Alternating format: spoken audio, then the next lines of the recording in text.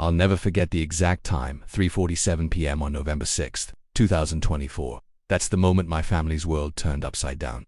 I was sitting in my parents' kitchen table in their sunny San Clemente home, helping them with their monthly bank statements. It was a routine I'd started a few years back, just to quarterly check in to make sure everything was in order, especially since they were both in their 90s. My dad, a retired minister, was sitting to my left, calm as always. My mom was in the living room, probably reading a book. The afternoon sun was streaming through the window, painting everything in a warm, peaceful light.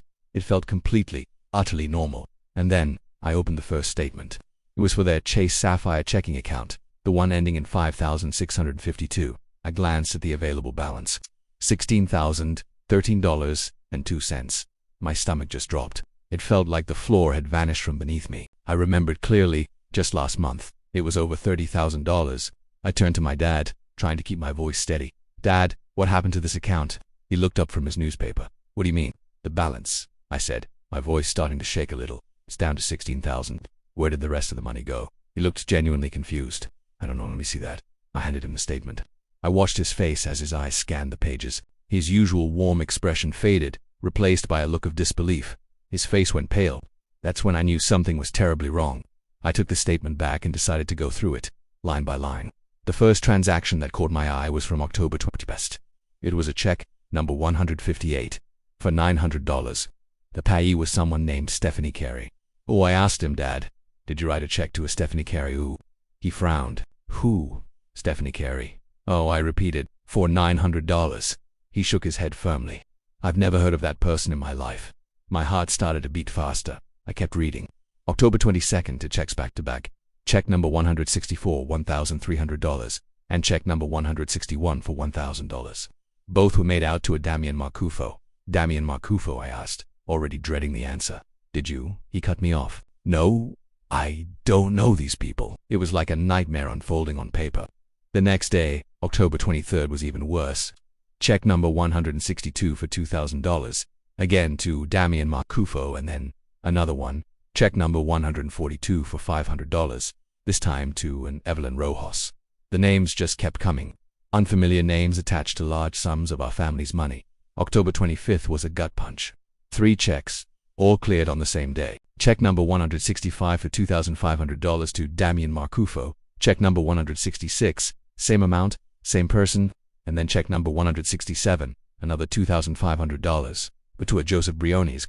That was $7,500. Gone in a single day, all to people we didn't know. My hands were trembling as I kept scrolling through the digital statement on my laptop. The bleeding didn't stop. October 27th, check number 169 for $3,000, once again to Damian Marcufo. This person was a ghost, but they were haunting our bank account. The very next day, October 28th, check number 171 was cashed for $2,000. Same name, Damian Marcufo. It felt relentless.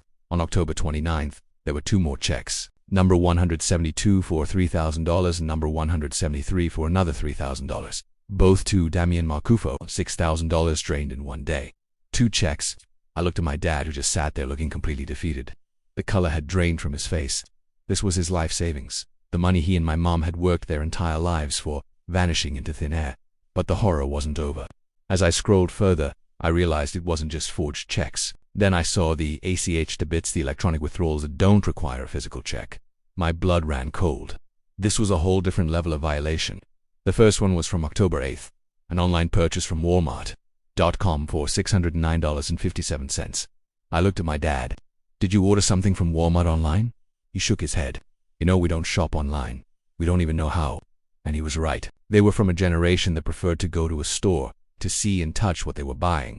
The next day, October 9th, another debit, this time for $505.49 to a company called Boss Rev Money. I asked, "Dad, have you ever heard of Boss Rev Money?" "Never," he said, his voice barely a whisper. I'd never heard of it either. What even is that? The list just went on and on. Each line item another punch to the gut. There was a charge from Dish Network for $271.34.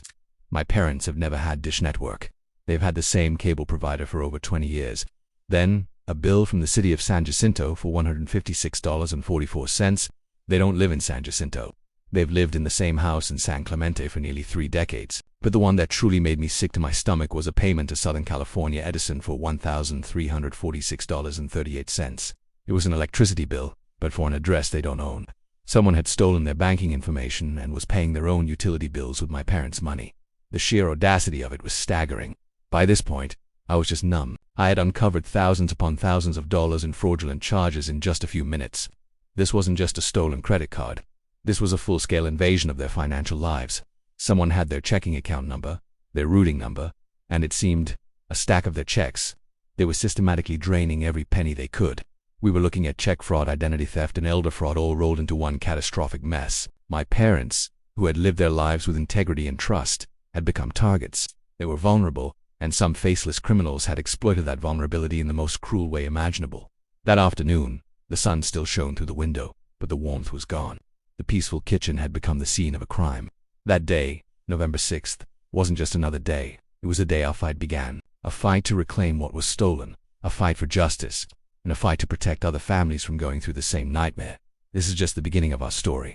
In the coming videos, I'm going to walk you through every step we took next. The calls to the bank, the police reports, the fraud investigations, and the emotional toll it took on our entire family. My hope is that by sharing our painful experience, we can shed light on how easily this can happen and what you can do to protect your loved ones. This can happen to anyone. Please, stay with us on this journey. It's an important one. Thank you for listening. Make sure to subscribe so you don't miss the next part of this story.